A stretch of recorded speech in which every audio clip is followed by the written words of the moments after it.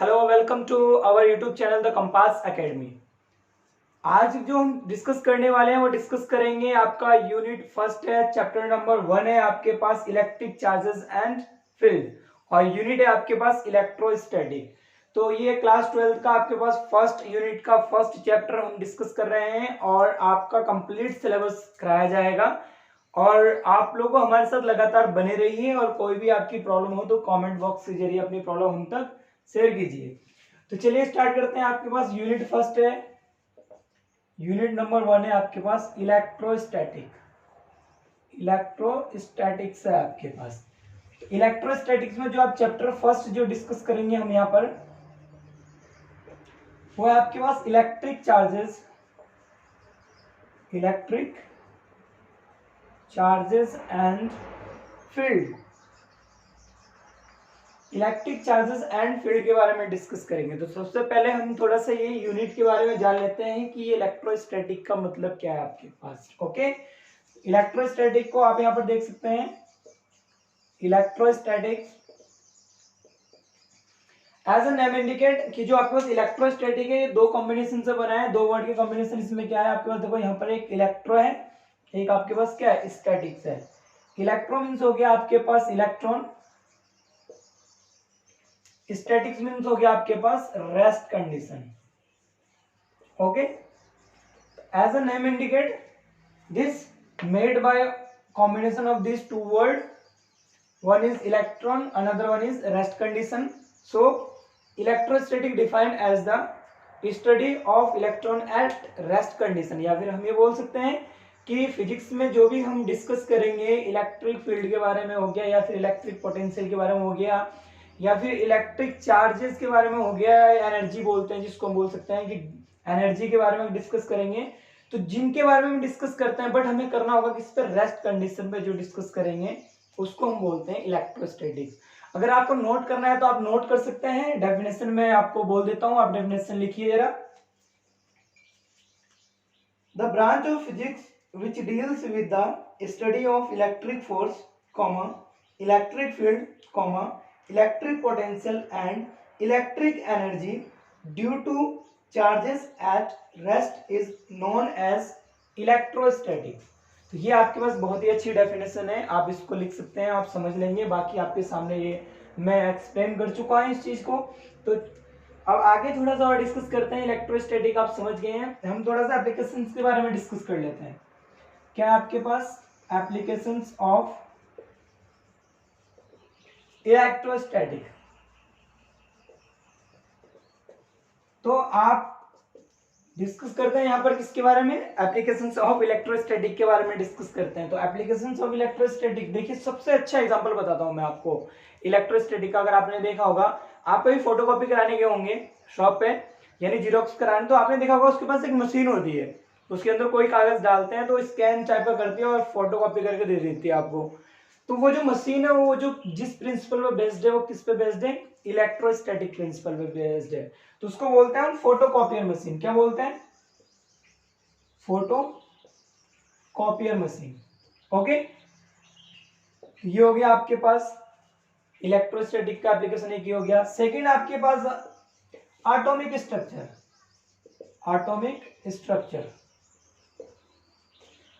कोई भी आपके पास एटम है, उसका अगर हमें स्ट्रक्चर फाइंड करना है तो वो उसकी स्टडी अगर हमें करनी है तो वहां पर भी हमें किसका प्रिंसिपल यूज करना होता है, इलेक्ट्रोस्टैटिक का ही प्रिंसिपल यूज करना होता है वहां पर।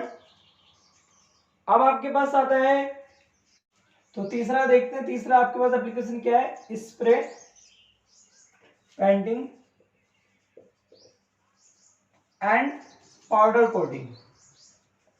पाउडर कोटिंग, आपने देखा होगा कि स्प्रे जो होता है आपके पास, स्प्रे पेंटिंग यानी स्प्रे से जैसे पेंटिंग करते हैं, और जो पाउडर कोटिंग होता है, तो ये भी क्या आपके पास इलेक्ट्रोस्टैटिक का बहुत ही अच्छा एग्जांपल है, यानी एप्लीकेशन है कि कोई स्प्रे करते हैं वो एक जगह, जैसे यहाँ पर अगर मुझे स्प्रे करना होगा, इस पर कोई कलर का भी स्प्रे करना होगा, तो स्प्रे करूंगा तो यहाँ पर आपके पास क्या हो जाएगा, यहाँ पर एक तरह से स्टिक हो जाएगा, चिपक जाएगा, वो मूव नहीं होगा, यानी उसकी कंडीशन क्या हो जाएगी, रेस्ट हो जाएगी। तो वो भी आपके पास क्या इलेक्ट्रोस्टैटिक का बहुत ही अच्छा एग्जाम्पल है। तो आप और एग्जाम्पल देख सकते हैं, सीख सकते हैं इसके बारे में। तो चलिए अब थोड़ा सा वीडियो को और आगे बढ़ाते हैं और इस सेशन को और अच्छा बनाते हैं। ओके, आप लोग सपोर्ट कीजिए, हम आप लोगों की हेल्प कंप्लीट करेंगे और आप लोगों को कंप्लीट सिलेबस यहाँ पर प्रोवाइड कराया जाएगा फिजिक्स, केमिस्ट्री और मैथमेटिक्स का। तो आपको कहीं पर भी जाने की जरूरत नहीं है, आपको कंप्लीट सिलेबस मिलेगा। बस थोड़ा पेशेंस रखिए और अच्छे से नोट्स बनाइए, okay.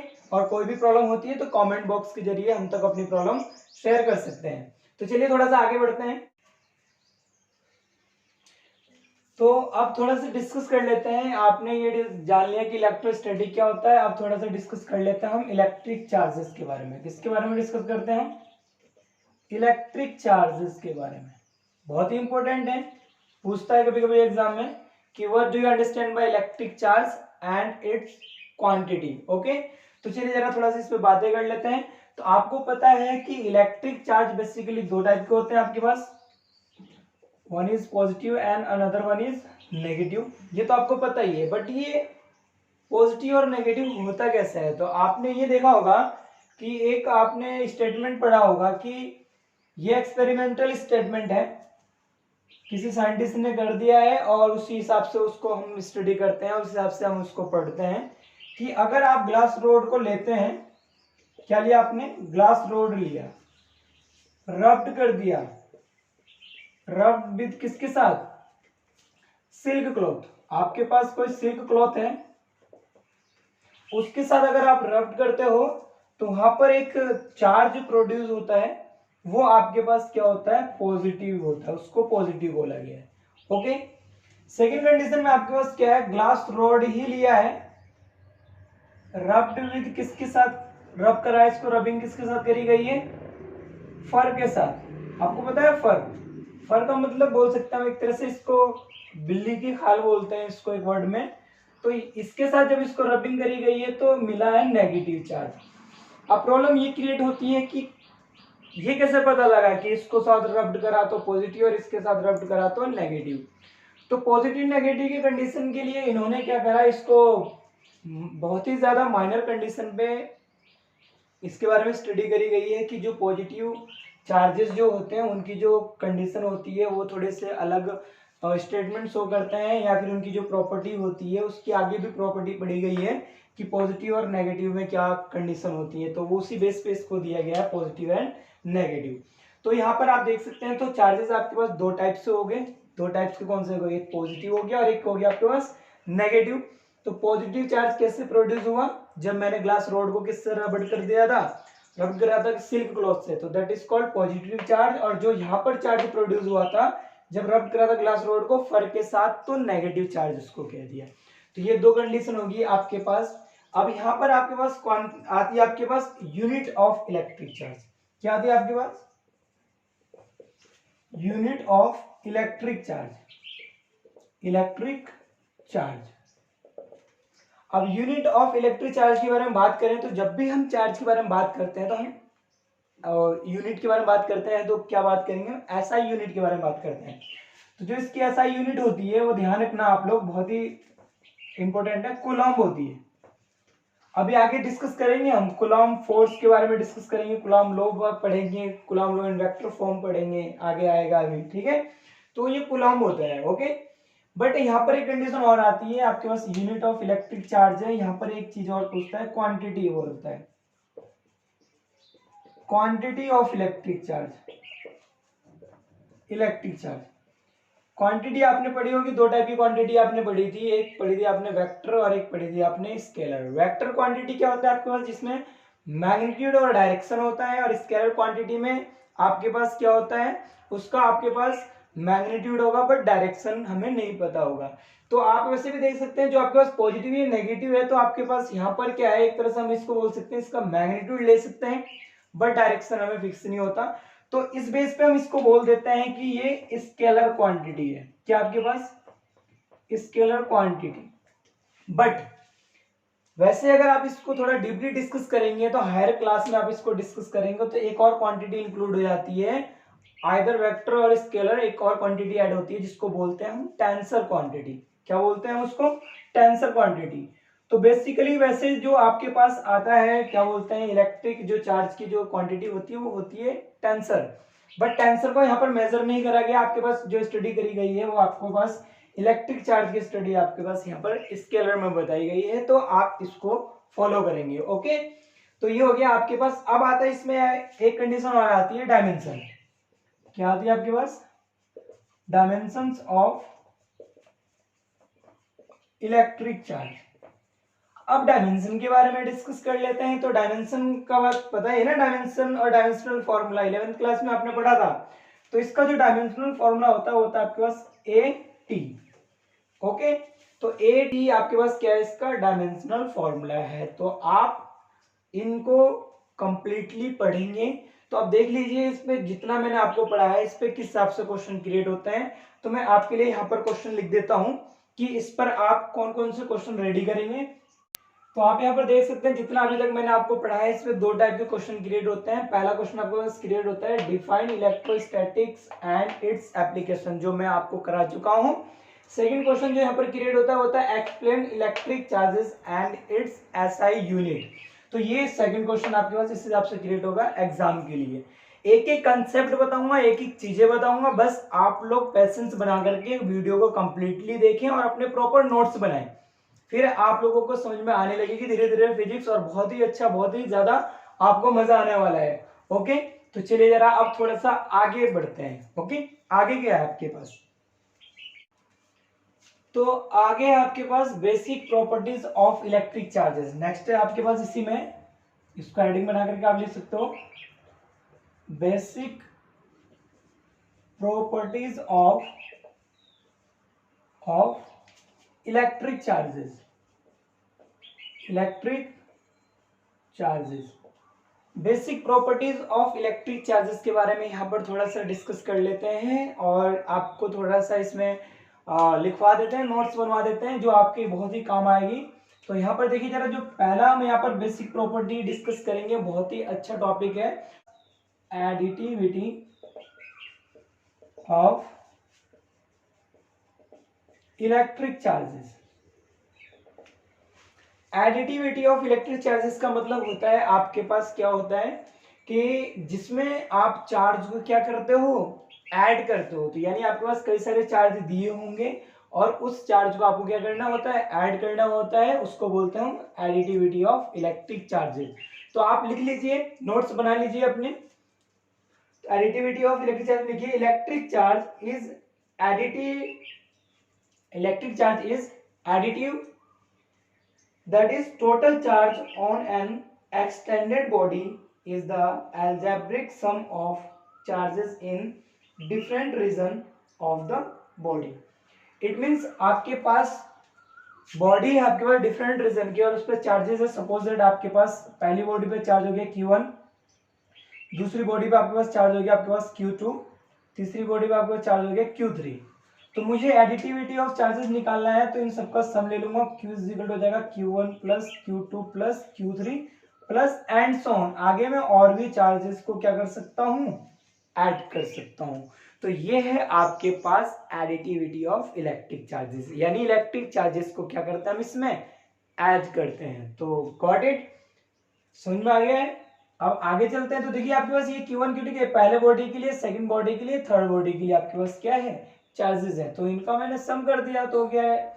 Additivity of electric charges. अब सेकंड थोड़ा सा डिस्कस कर लेते हैं। यहाँ पर सेकंड आप क्या यहाँ पर डिस्कस करेंगे? सेकंड की जो कंडीशन है वो है आपके पास कंजर्वेशन ऑफ इलेक्ट्रिक चार्जेस। तो हम इसको बोल सकते conservation, as a name indicate. देखो बहुत ही सिंपल है, फिजिक्स टफ नहीं है। आप लोगों को लगता होगा ना फिजिक्स बहुत टफ है, पढ़ाऊंगा, एक एक कंसेप्ट आपको समझाऊंगा, बस आप लोग सपोर्ट कीजिए, हम आप लोगों की हेल्प करेंगे। कंजर्वेशन ऑफ इलेक्ट्रिक चार्जेस,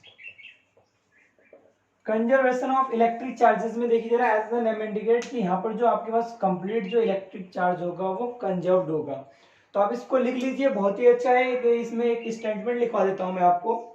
तो लिखिए, according to the law of conservation of electric charge, the net electric charge that is algebraic sum of positive and negative charges, okay, in an isolated system remains constant।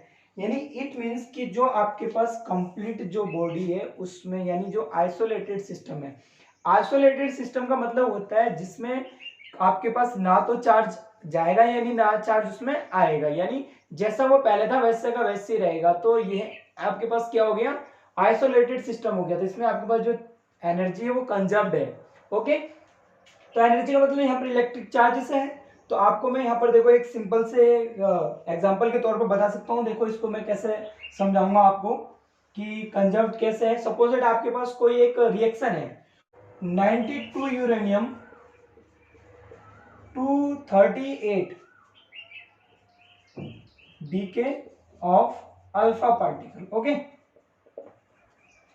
92 uranium 238 है आपके पास, और ये क्या कर रहा है आपके पास, डीके हो रहा है किसका, अल्फा पार्टिकल का। यानी आपकी डीके का मतलब जानते हो, डीके का मतलब हो गया आपके पास ब्रेक होना, या हम ऐसे बोल सकते हैं decay by emitting alpha particle. क्या बोल सकते हैं हम इसको, decay by emitting alpha particle. Got it.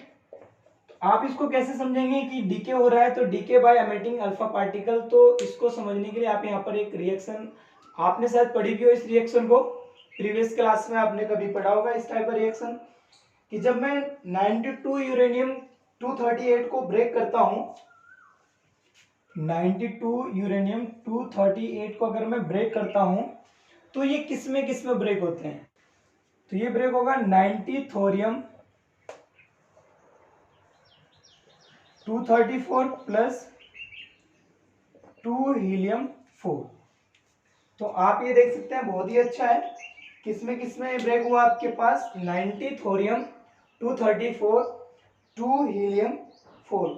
It means कि अगर मैं इन दोनों का सम करूं, 90 प्लस 2 92, 234 प्लस 4 238। इट मीन्स कि आपने एक स्टेटमेंट पढ़ा होगा बैलेंस इक्वेशन में, यानी मास कंजर्वेशन लो, कि आपके पास जितना रिएक्टेंट होगा उतना ही आपके पास प्रोडक्ट भी होगा। तो रिएक्टेंट में आपके पास अमाउंट कितना है 92, प्रोडक्ट में भी आपके पास अमाउंट, अगर इसको मैं ऐड कर देता हूं तो कितना हो जाता है आपके पास 92। तो ये आपके पास कंजर्वेशन ऑफ इलेक्ट्रिक चार्जेस। ऐसे ही आपके पास अगर कोई बॉडी है, सपोज दैट आपके पास ये बॉडी है, यहाँ पर कोई suppose that Q1 Q2 Q3 आपके पास चार्जेस हैं, और इस बॉडी में आपके जो चार्जेस अवेलेबल है वो Q4 Q5 और Q6 है। ओके, ये आपके पास चार्जेस हैं। तो इसको अगर मैं बोलूं कि ये कंजर्वेशन की, अगर इसको लॉ, अगर ये कंजर्वेशन लॉ फॉलो करेगा, इन दोनों को अगर मैं कंजर्वेशन लॉ फॉलो कराऊं, तो आपके पास Q1 plus Q2 plus Q3 जो इज इक्वल टू हो जाएगा, वो हो जाएगा Q4 plus Q5 plus Q6। तो ये है आपके पास कंजर्वेशन ऑफ इलेक्ट्रिक चार्जेस। बहुत ही अच्छा है, बहुत ही इंपॉर्टेंट है, आप इसको समझ सकते हो और अपने हिसाब से भी इसके एग्जांपल दे सकते हो, कोई भी प्रॉब्लम की बात इसमें नहीं है। होप कि आपको समझ में आ रहा होगा कि मैं आपको बताना क्या चाहता हूं। ठीक है, अगर कोई भी आपकी प्रॉब्लम हो तो कमेंट बॉक्स के जरिए अपनी प्रॉब्लम को हम तक भेजिए। एक प्रॉपर्टी और है आपके पास इसमें, जो तीसरी प्रॉपर्टी है आपके पास, बेसिक प्रॉपर्टीज ऑफ जो इलेक्ट्रिक चार्जेस पढ़ रहे थे, इसमें एक और है आपके पास, quantization of electric charges. Electric charges, इसको जरा समझ लीजिएगा, ये बहुत ही मोस्ट इंपोर्टेंट आपके पास ये प्रॉपर्टी है प्रॉपर्टीज ऑफ इलेक्ट्रिक चार्जेस में। क्वांटाइजेशन ऑफ इलेक्ट्रिक चार्जेस का मतलब बोल सकते हैं हम इसको कि आपके पास कोई बंडल है चार्ज का, यानी बोल सकते हैं जिसमें कई सारे उसमें चार्जेस भरे हुए हैं किसी भी पैकेट में। अगर मैं उसको स्प्लिट करता हूं या उसको अगर मैं ब्रेक करता हूं, तो आपके पास जो वहां डिस्ट्रीब्यूशन होता है किसका, इलेक्ट्रिक चार्जेस का, वो एक इंटीग्रल नंबर्स में होता है। इंटीग्रल नंबर का मतलब हो गया कि आपको एक कंप्लीट नंबर ही मिलेगा 1 2 3 4 5 6 इस टाइप का। तो इसी की जो स्टडी है आपके पास वो किस में रखी गई है, क्वांटाइजेशन ऑफ इलेक्ट्रिक चार्जेस में। Got it. तो मैं इसको लिखा सकता हूं आपको, तो आप इसको नोट कर लीजिए अपने नोट के लिए। ओके, नोट पैड में नोट कर लीजिए, existence of charges in discrete, that is distinct packet rather as continuous amount is known as quantization of charge. Got it? आप इसको एक अनदर लैंग्वेज में भी इसको डिस्कस कर सकते हैं, क्वांटाइजेशन ऑफ चार्जेस को।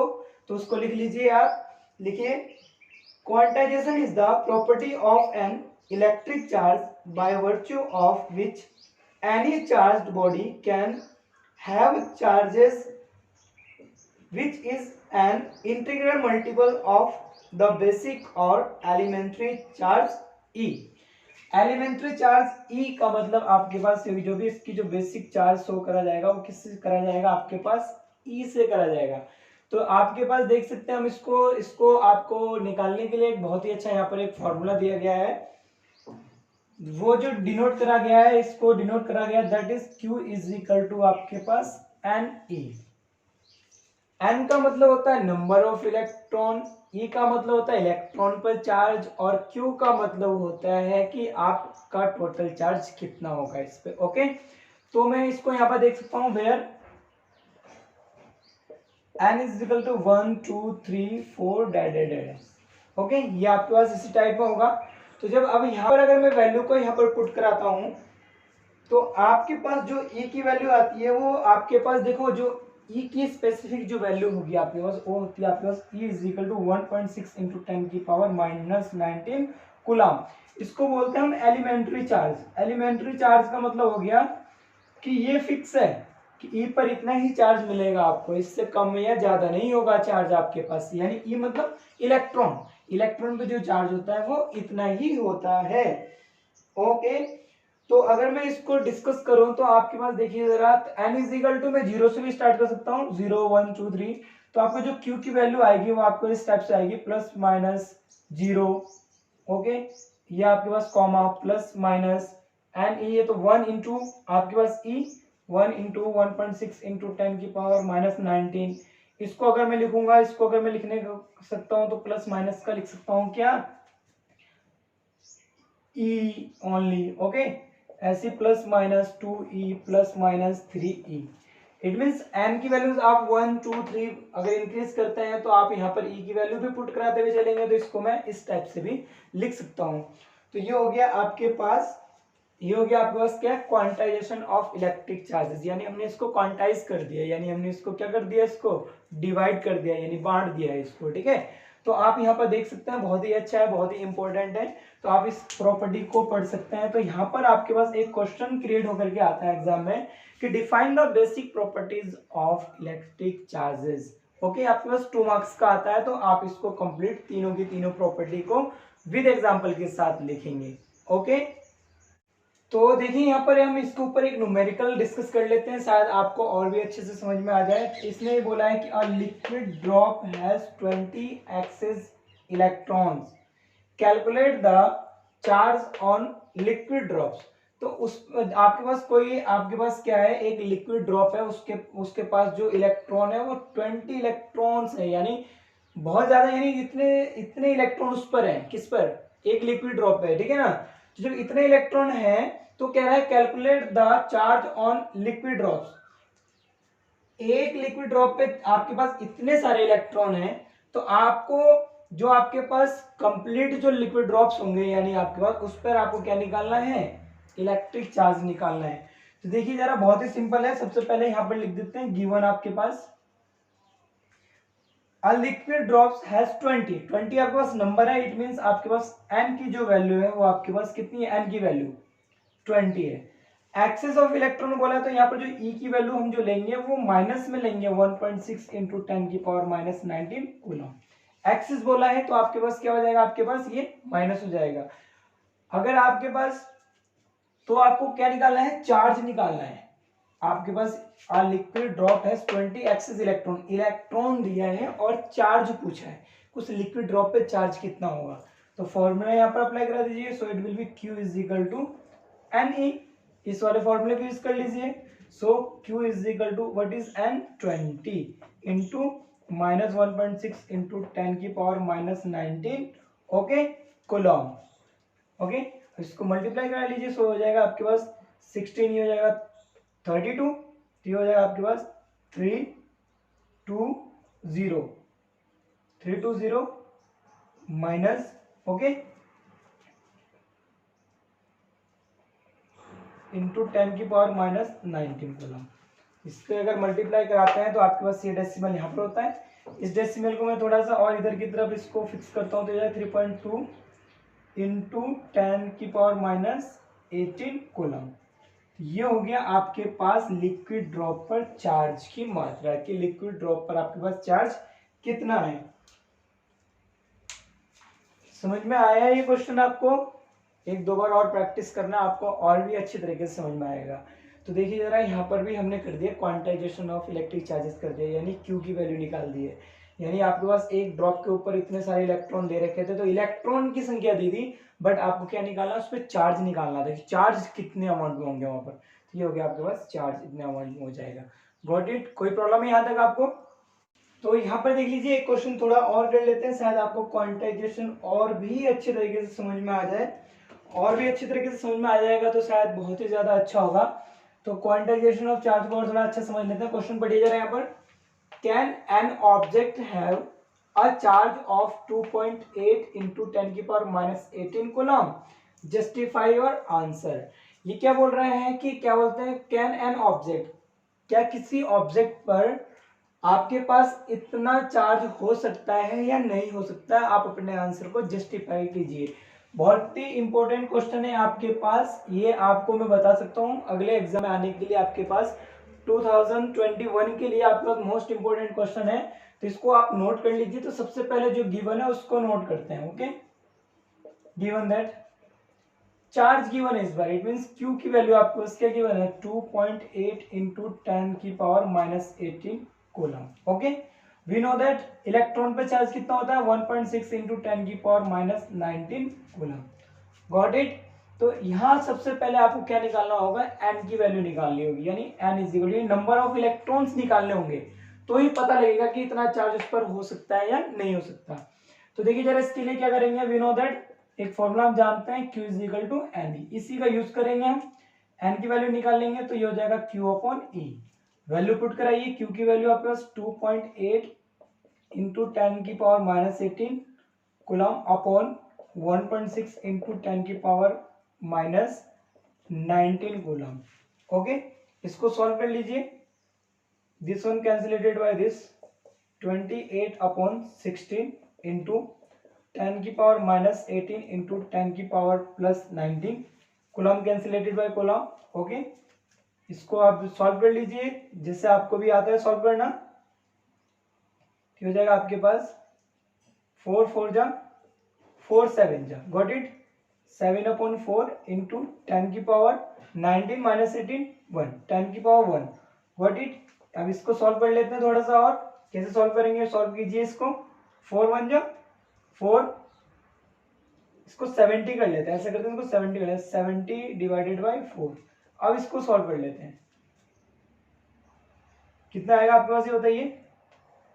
4 1 जा, डिवाइड कर लीजिए इसको, 4 से डिवाइड किया, 70 से डिवाइड कर दीजिए, 4 1 जा 4 3 0, 7 जा 28 2 डेसिमल 0 5 जा 20, तो ये आ गया आपके पास 17.5। एन की वैल्यू आपके पास कितनी आई है, 17.5।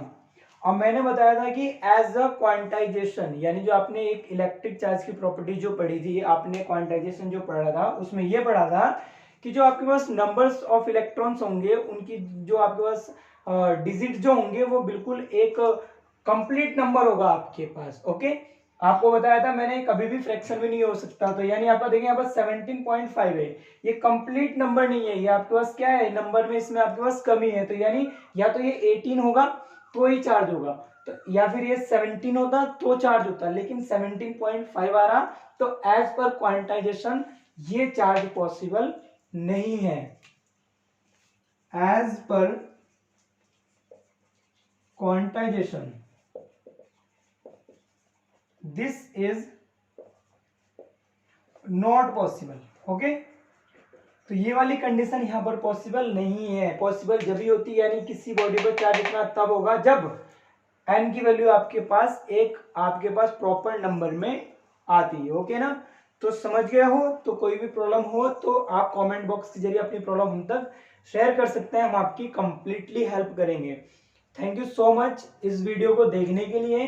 अब इसके आगे की जो आपके पास कंसेप्ट मिलेंगे, आगे जो हम पढ़ने वाले हैं, वो हम नेक्स्ट वीडियो में डिस्कस करेंगे। आप क्या कीजिए, इस वीडियो को दोबारा से देख लीजिए एक बार और अपने नोट्स को प्रिपेयर कर लीजिए और उसको प्रॉपर रिवाइज कीजिए।